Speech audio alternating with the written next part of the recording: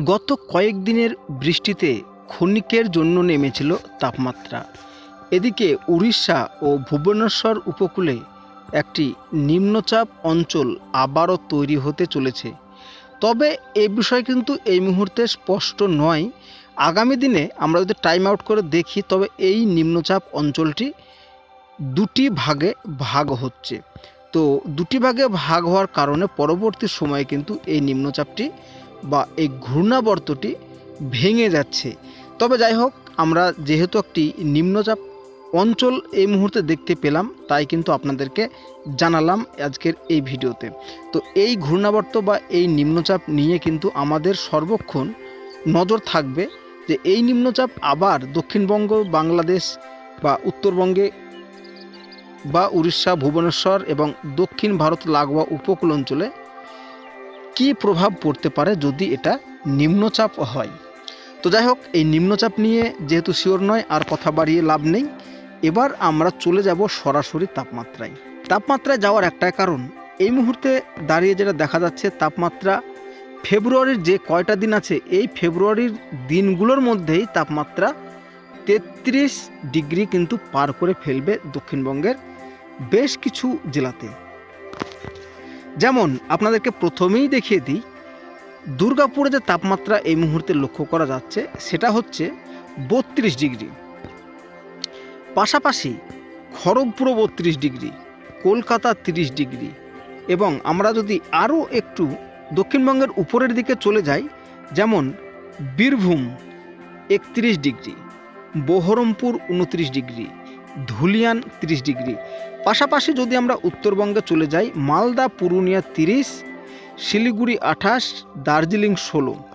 যদি আমরা এবার বাংলাদেশে ঢুকি, রংপুর 28, দিনাজপুর 29 এবং শেরপুর 28, ময়মনসিংহ 29, কিশোরগঞ্জ 30 এবং আগরতলার দিকে গেলেও আগরতলা 31, আমবাসা 30। তো এই হচ্ছে তাপমাত্রার পরিস্থিতি। তো শনিবার সকালবেলার দিকে যদি আমরা লক্ষ্য করি, তো শনিবার সকালবেলার দিকে তাপমাত্রা আমরা দক্ষিণবঙ্গে দেখতে পাচ্ছি হুগলি চুঁচুড়া 18, কলকাতা 20, কোলাঘাট 18, একটু উপরের দিকে গেলে নদিয়া 14 এবং বহরমপুর 15, বীরভূম 15। তো এক্ষেত্রে নদিয়া, মুর্শিদাবাদ, বীরভূমে সকালকার দিকে একটু শীত অনুভব হতে পারে। তবে পরবর্তী সময় কিন্তু এই জেলাগুলোতে আবার তাপমাত্রা 31 ডিগ্রি, 32 ডিগ্রি, 33 ডিগ্রি পর্যন্ত লক্ষ্য করা যাচ্ছে। তো আপনাদেরকে জানিয়ে দিই, কলকাতা 33, কোলাঘাট 32, চন্দ্রকোনা 32, এদিকে আবার খড়গপুর 34। তো এই যে আমরা ফেব্রুয়ারি মাসটা যে 28 তারিখ পর্যন্ত দেখছি, তো এই ফেব্রুয়ারি মাসের মধ্যেই কিন্তু তাপমাত্রা খড়গপুরে 34 ডিগ্রি উঠে যাচ্ছে। তো মার্চেই এবার সব থেকে বেশি গরম পড়তে চলেছে, এমনই কিন্তু আবহাওয়াবিদদের দাবি। তো উত্তরবঙ্গের ক্ষেত্রেও একই দিনে যদি আমরা লক্ষ্য করি, গ্যাংটক 14, শিলিগুড়ি 28, আলিপুরদুয়ার 27 এবং বাংলাদেশের ক্ষেত্রে রংপুর 29, ময়মনসিংহ 30, রাজশাহী 31, ঢাকা 32, কুমিল্লা 31। সুতরাং তাপমাত্রা যদি আমাদের উত্তরবঙ্গেও বাড়ে, তবে উত্তরবঙ্গ লাগোয়া যে উত্তর বাংলাদেশের সমস্ত জেলার তাপমাত্রা বাড়বে এবং দক্ষিণবঙ্গ লাগোয়া যে সমস্ত বাংলাদেশের জেলাগুলো রয়েছে সেই সমস্ত জেলাগুলোতেও কিন্তু তাপমাত্রা বাড়বে একইভাবে। তো এবার আমরা দেখে নেব যে আগামী কয়েকদিনের মধ্যে মেঘলা এরকম কিছু আমরা দেখতে পাচ্ছি কি। তো আগামী কালকে যদি আমরা একটু দুপুরকার দিকে লক্ষ্য করি, তা বাংলাদেশের সুন্দরবনের কিছু অংশ এবং আমাদের দক্ষিণবঙ্গের সুন্দরবনের কিছু অংশ কিন্তু মেঘাচ্ছন্ন দেখা যাবে। তবে পরবর্তী সময় কিন্তু এটা কেটে যাবে